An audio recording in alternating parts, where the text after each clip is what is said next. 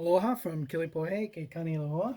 Back on the LS MT125 transmission. I have the manual out here, and I'm going to go ahead and start dismantling this the gearbox. It just says to remove the four-wheel drive shaft as a complete unit. Four-wheel drive shaft. That bearing is a little sloppy. I guess there must be a shoulder or something that rides on, but it doesn't really look like it. And how do I get that bearing out of there? Yeah, that ball goes in this detent right here. Ball that's in the bottom of the transmission somewhere. Hopefully to be seen again someday.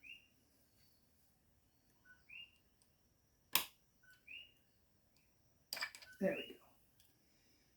Okay, and that is the back four-wheel drive shaft ball, and it's got some goo in it. Goes on the end of this shaft. That's still a pretty good fit. I don't know. A little bit of slop, not a ton. Idle gear, I think, is this guy. Which I'm not sure how that's going to come out.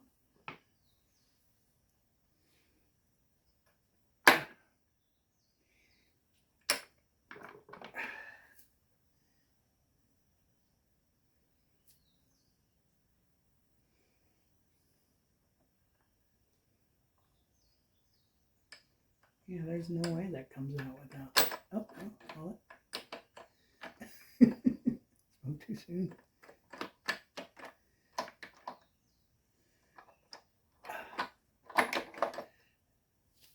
That's the range select.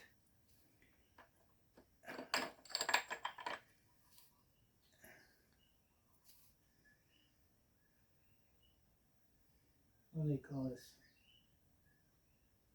Idle gear. The idle gear. And the idle gear bearing.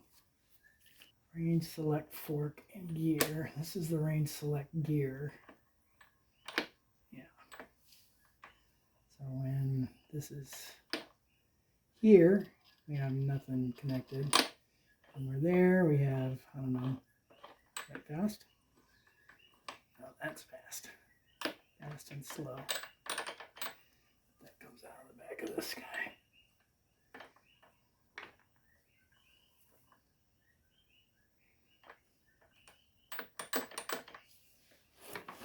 This is a really shot bearing.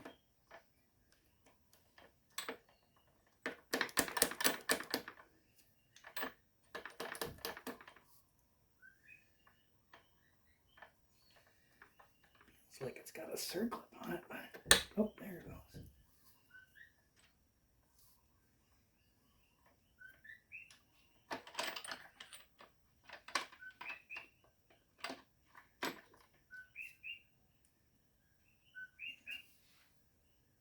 Okay, well, the next is this HST motor shaft, which has already come out. This kind of fell apart when I was pulling the thing apart. There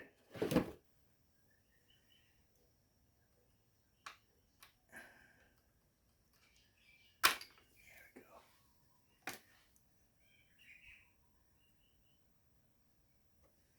go. Little bit of play in that. I don't know. Mid PTO shaft. That's this guy. Yeah, and it just falls out. Yeah, look at that. That is all metal. All metal. PTO drive gear, which I'm assuming is this. Yeah. Yeah, this is so weird. Oh, okay. I had an idea to put a oil level sensor switch like you see in generators, gas powered generators. I wonder if I could put one in the side of this thing somewhere. Good to kind of keep an eye out for that.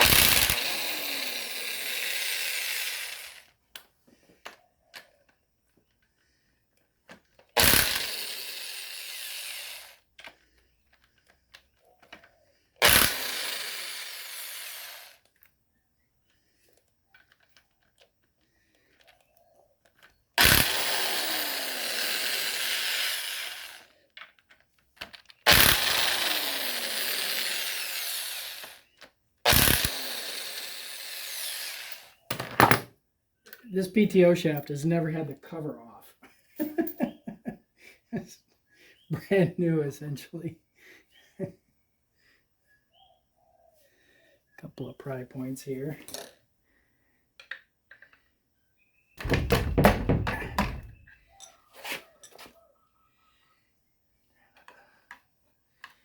Prying the wrong thing.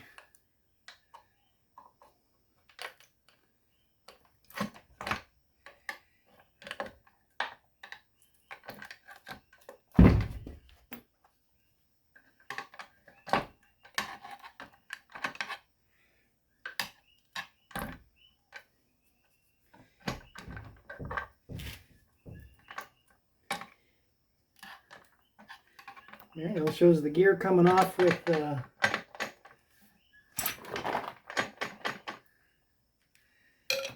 cover. It does not seem to want to do that.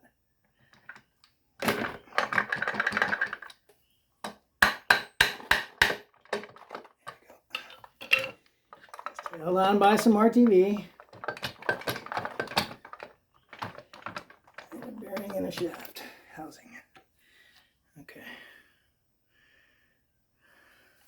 PTO shaft and select fork as a complete unit.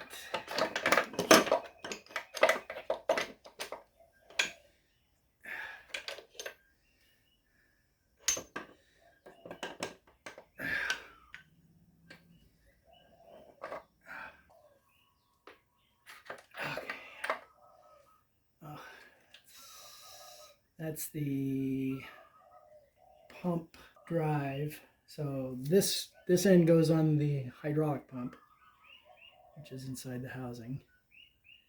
And this end goes on the end of the PTO select, which this is locked up, this bearing.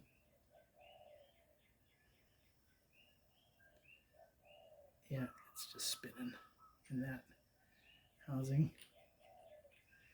Completely chooched. I just can't imagine putting any bearings back in this thing.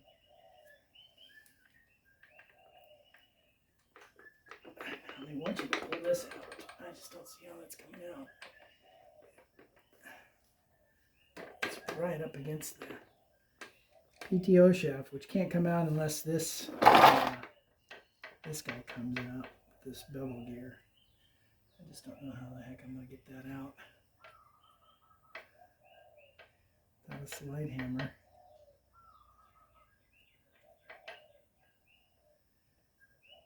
Oh, God.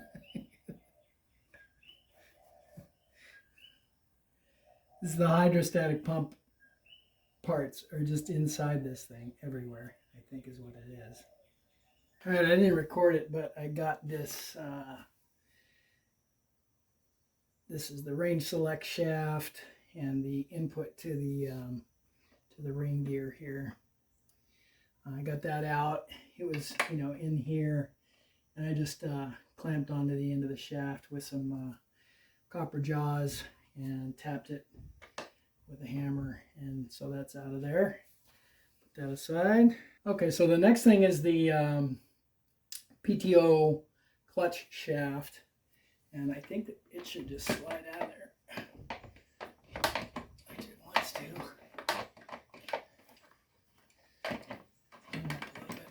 Yeah, I could probably pull that shaft too. So this is the idler, pump idler shaft, and the PTO clutch shaft. And this has the clutch stack. That doesn't feel too bad. This is the one that's totally locked up. It's got room to slide back and forth on that shaft, so I don't know that that's totally chooched or not. Oh, no, that snap ring is pushed off. So I'll have to inspect this shaft very closely for where this part of the shaft has got a few marks on it from this is inside the hydrostatic pump, This is the front part of the hydrostatic pump, and it's got some interesting little wear marks on it. So I don't know. This might be a shaft I have to get. It is definitely one of the worst looking ones, to be sure. This is actually a lubricated seal. There's a gallery in the back there. Yeah, this is where a little bit of rust developed from the guy, the previous owner took it apart to look in the top to see if he could see anything. And, of course, there's nothing to see from there. But that's pretty much it for the front of this motor, or for transmission at this point.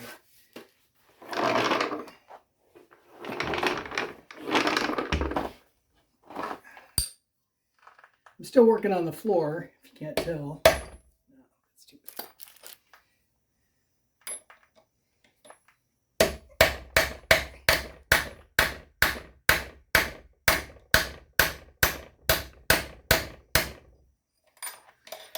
Almost there.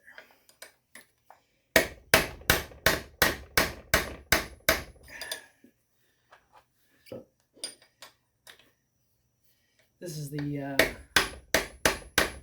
four-wheel drive select lever.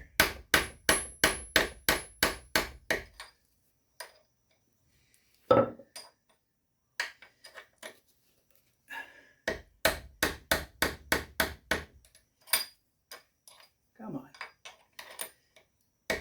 Of course.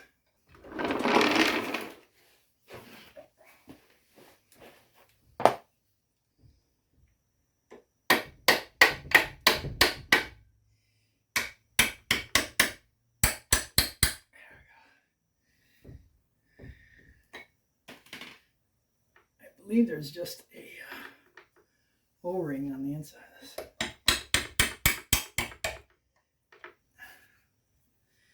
A little bit of rust, but there's no rust here. Yeah, double stacked O-ring on that. I don't know. These guys probably don't have to come out, but I'm definitely cleaning this thing completely. Everywhere I look, every bearing I take apart, every piece of machinery I take out of this thing has got a complete coating of whatever this stuff is.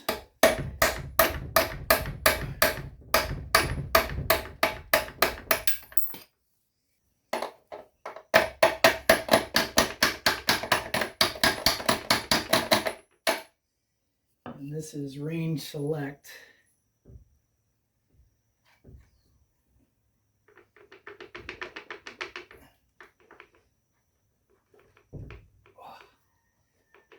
Oh goodness. And that's the brake lever. That's going to be part of the final drive.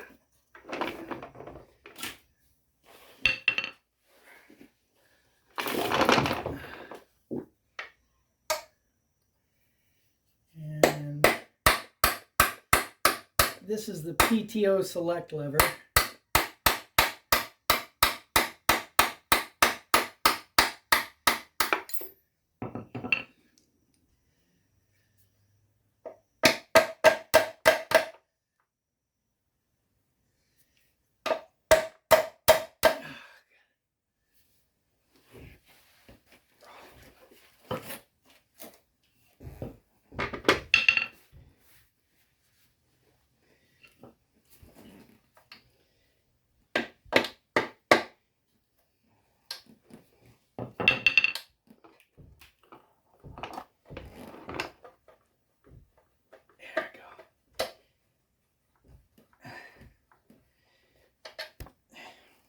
So the PTO select and the, all three of these levers look like exactly the same part. I'll have to verify that, but they look like exactly the same part.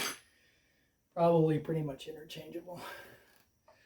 And of course the interior lever is not PTO select lever. The next thing is going to be taking the final drive off. Let's see, is it getting any lighter? That's the question. Okay, I can lift it up now.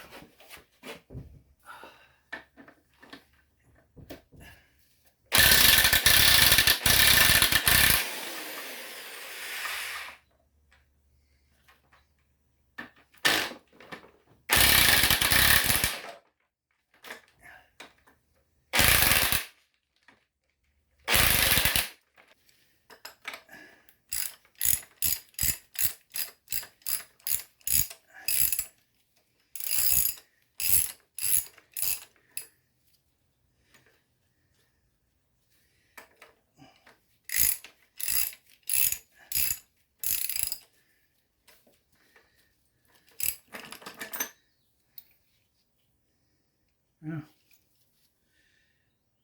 Pulled some of the threads out of the bottom of that hole. It goes back in. Maybe it was in the bottom. Great. I have to tap that, no doubt. Clean those threads up.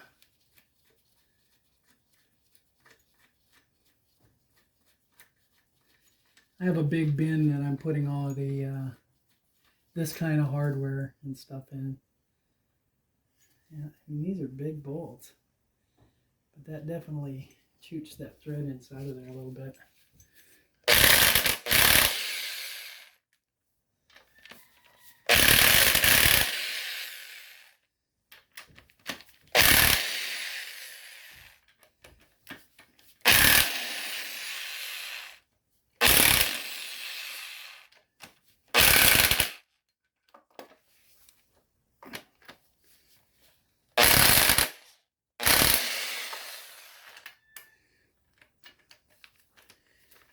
I had mentioned, but I did put on a pair of gloves because I'm tired of getting metal slivers in my fingers.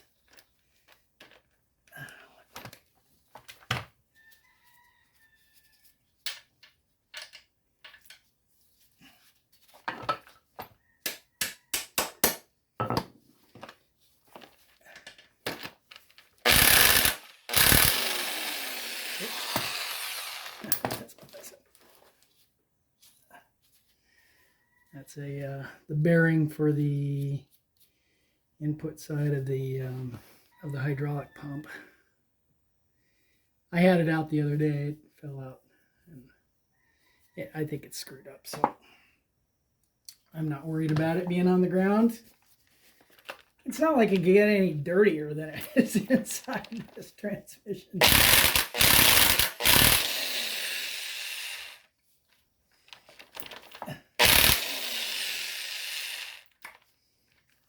Just zip them out with a 1/4 inch impact. Ooh, man.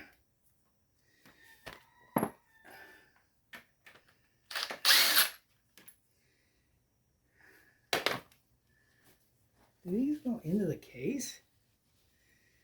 Oh, they got RTV on the end of them. Actually.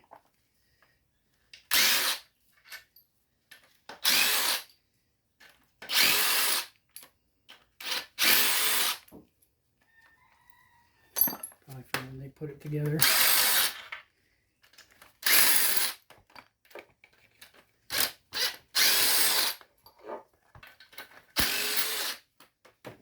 Another opportunity to strip some threads. Let's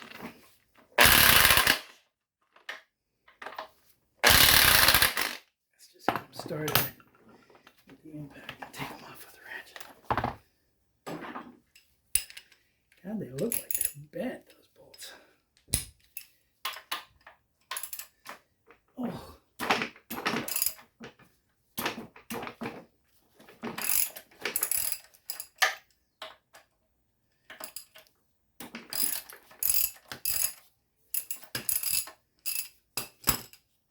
I have a 19 half-inch drive, or for the 1/4 inch, otherwise I take that. Well, that one looks fine.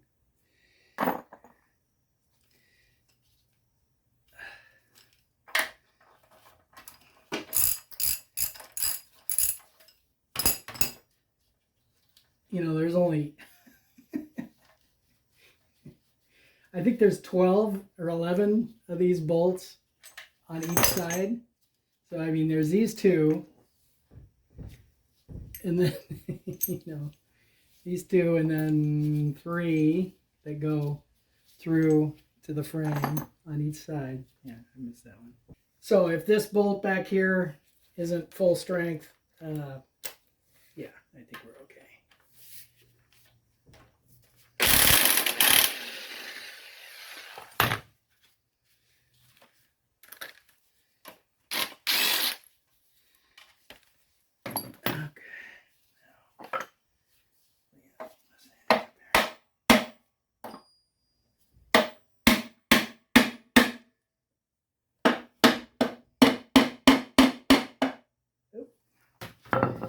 Leaking the good stuff.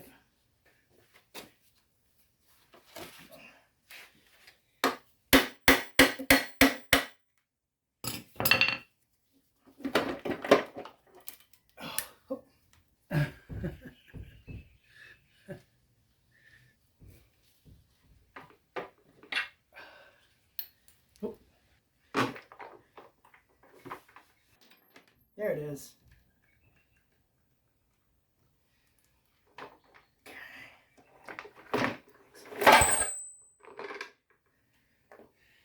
Four-wheel drive detent ball. Okay, there's a shim on the outside of that. I guess it's the brake drum, but to set this, the preload on that bevel gear. Shim on the outside of that, and then 2 shims here.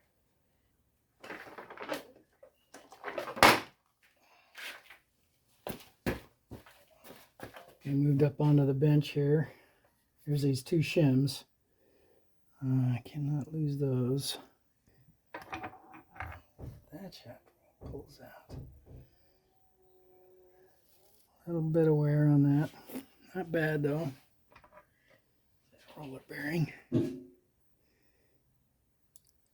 I went through the manual a couple, 3 times here trying to figure out how this comes apart. I couldn't find it.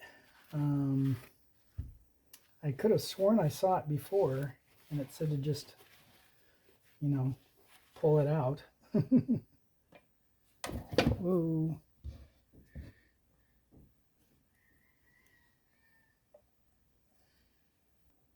There we go.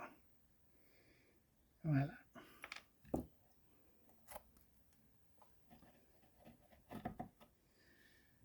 a little bit of oil on that.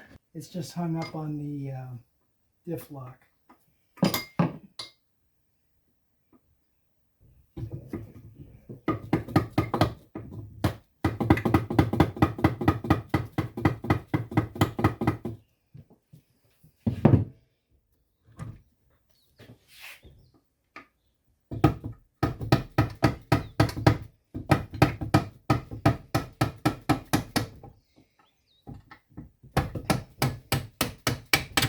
There we go.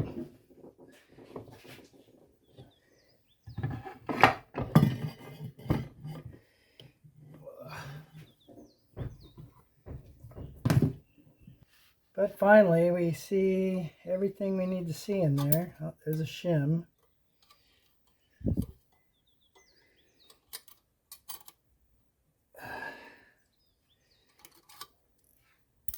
Left is the hydraulic pump.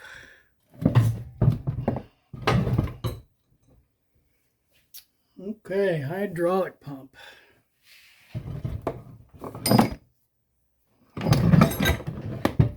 Now this is something I'm a little bit worried about. I really am nervous that the hydraulic pump got a bunch of its metal flakes into it, or it ran dry for a long time and caused major problems. We'll see here in a minute, I'm sure.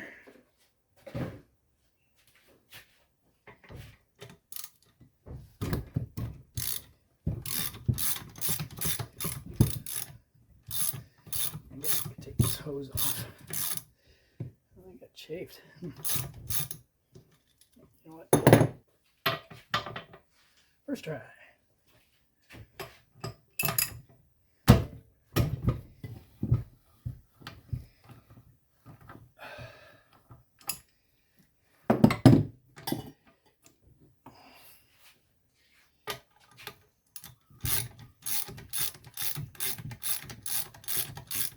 I mean, you can see some of those are like that. Not sure why you need two different size bolts.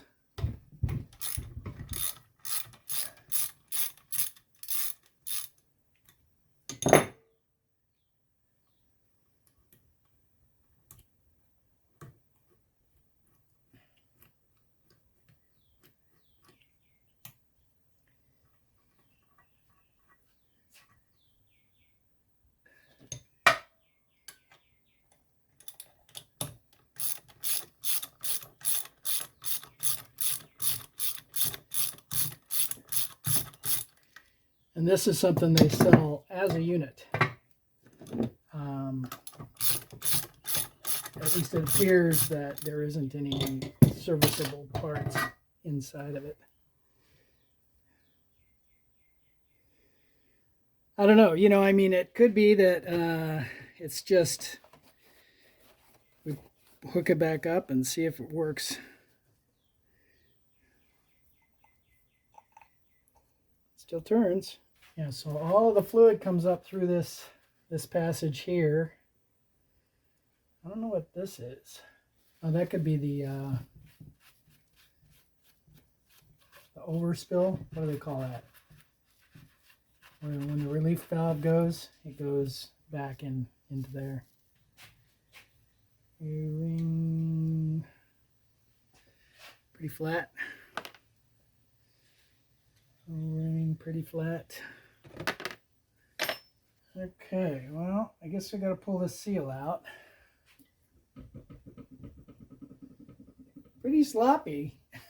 You know, I wouldn't expect these to be totally chooched because of all the glitter.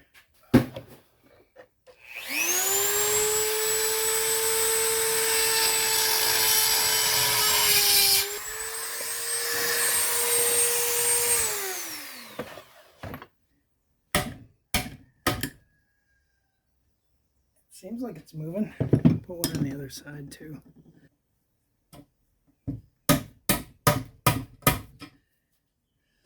Looks like it's might be moving. This might be.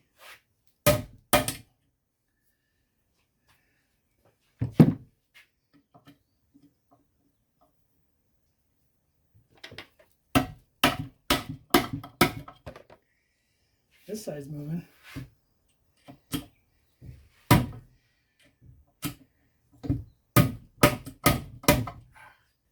Get a bigger hammer.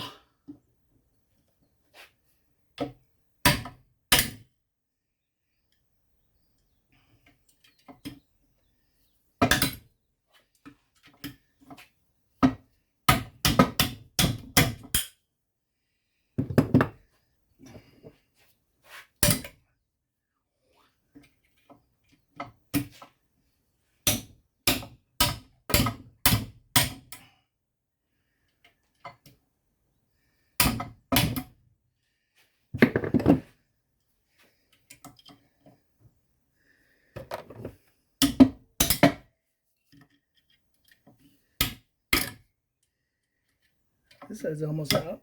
There we go. Snap ring. My favorite.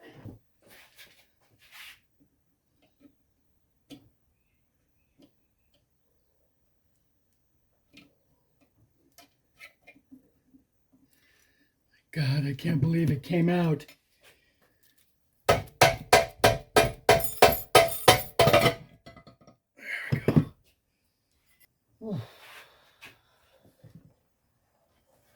What else? Yeah, let me just make sure one more time nothing's in here that we want.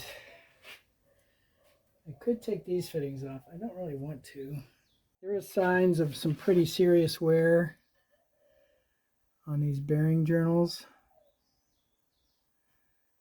Some of the bearing journals. That is the Range Select shaft. There's a double bearing that goes into that journal. It was a little challenging to get out.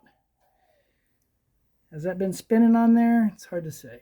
I think I will go ahead and take this out and give it a little spray with degreaser and give it a little cursory hose down just to kind of get some of the glitters off of it, just to make it a little cleaner. Then, okay, this is not the final cleaning of this case by any means, but I want to do something to get some of the junk out of it. So I've just got some purple power and a cheap 2-inch chip brush.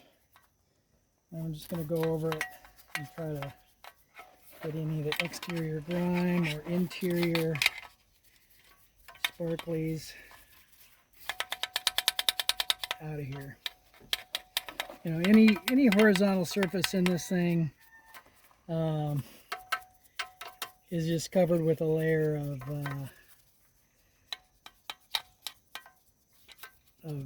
hydraulic oil mixed with metal dust. So I want to try to get as much of that out as I can. If I knew somebody in the automotive industry in Hilo, I might see if somebody had a cabinet, spray cabinet, they wouldn't mind washing it in for me. But I don't have access.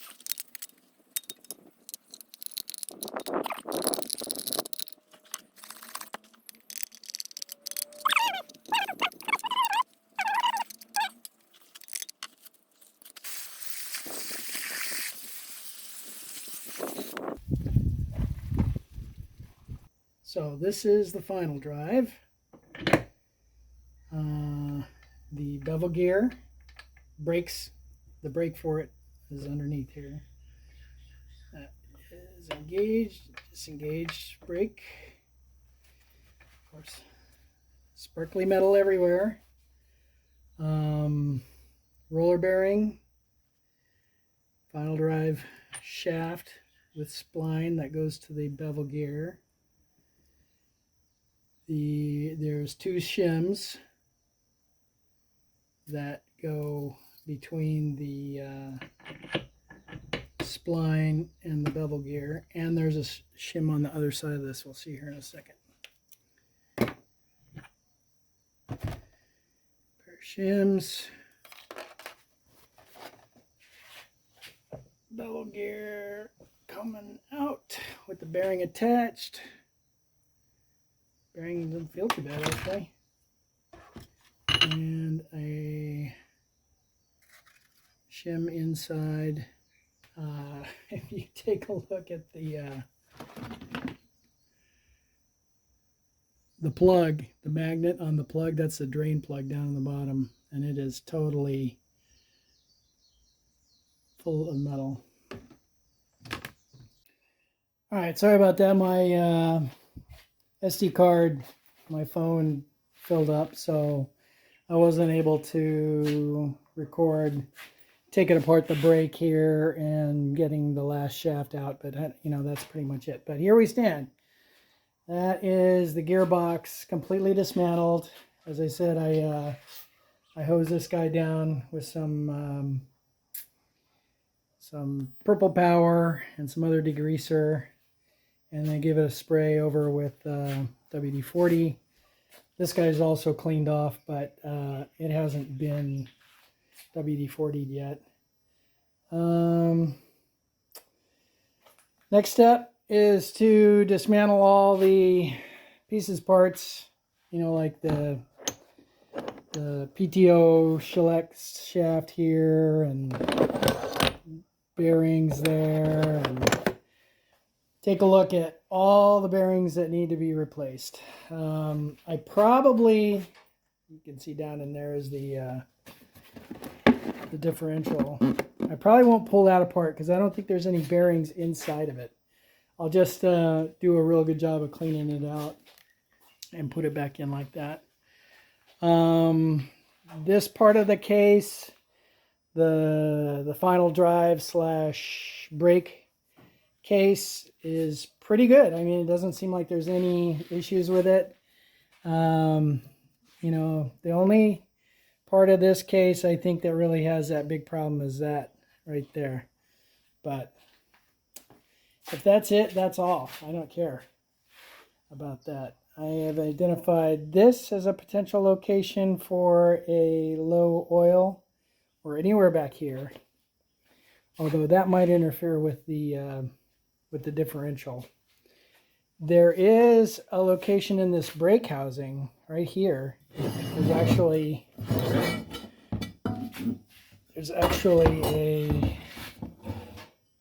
a boss or something right here that that is in there but not drilled through. So I might be able to adapt a oil level sensor for that guy as well. So once again, the next step is to dismantle every bearing off of here and inspect all of that for damage off the rest of the gear case, and also get to the hydrostatic pump, which is going to be fun. I mean, this is where all of the carnage is going to be, inside this thing right here. Yeah, this bearing race, it's not race, spot where the bearing goes, it's really smooth compared to the one that mates up to the transmission shaft. So the gear, what is it? The speed select shaft. So I'm not too worried about this case, at least from this point of view. Once we get inside and pull that thing apart, everything could change, because I think all of that metal came from this area right here, and that is not going to be fun. Okay, so that's a disassembly of the LS MT125 transmission, the gearbox. And you know, I am going to try to find a secondhand gearbox, or even contact the dealer in Honolulu and see how much they want for a complete transmission or the hydrostatic section of the transmission. I really feel it makes sense, you know, if I can get it for $5,000-$6,000, maybe I'll just go ahead and get a new one, and then I don't have to worry about adjusting it or any of that stuff. The hydraulic pump itself is still a little questionable, but you know, there was a filter in front of that. From what I can see of it, there's no discoloration from heat or anything, so maybe it's okay. I'm going to try to pull it apart, but we'll have to see what it looks like on the inside. Anyway, thanks for watching. Aloha.